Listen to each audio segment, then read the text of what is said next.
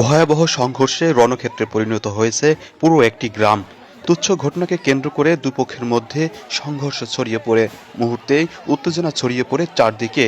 Helmet পরে দেশীয় অস্ত্র সজ্জিত হয়ে দুই পক্ষ সম্মুখ লড়াই লিপ্ত হয়। ঢাল, সরকি, টেটা ও ইটপাটকেল নিক্ষেপে পুরো এলাকা যুদ্ধক্ষেত্রের চিত্র ধারণ করে।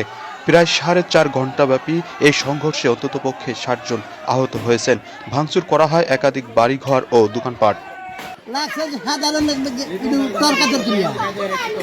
কোন সময় তর্কাতর্কি হয়েছে? শুক্রবার দিন, আজকে খালি সবার কথা। মোটামুটি হাত যখন জাগাইছি তখন ওরা এক পক্ষ ফিরে গেছিল, দ্বিতীয় পক্ষ ওরা ফিরে নাই। ওরা বলছে যে আপনারা আসছেন কি হওয়ার পারছেন, আপনারা ফিরে পারবেন না।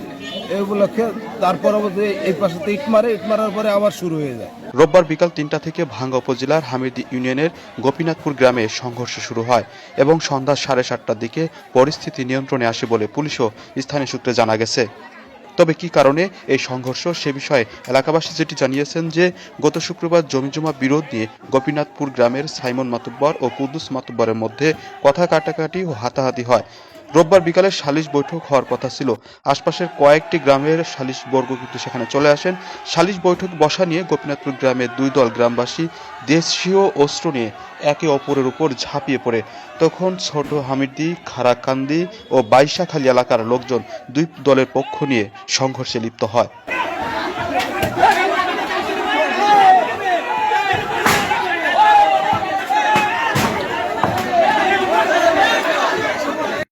এই সংঘর্ষে উভয় পক্ষের লোকজন দেশীয় অস্ত্র নিয়ে হেলমেট পরে একে অপরের উপর ঝাঁপিয়ে পড়ে।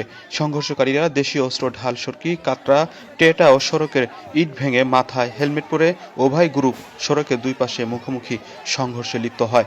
খবর পেয়ে ভাঙ্গা থানা পুলিশ ঘটনাস্থলে পৌঁছালেও পরিস্থিতি নিয়ন্ত্রণে না থাকায় পুলিশ পিছু হটে দূরে চলে যায়। পরে সেনাবাহিনী অতিরিক্ত পুলিশের সহযোগিতায় পরিস্থিতি নিয়ন্ত্রণে আসে।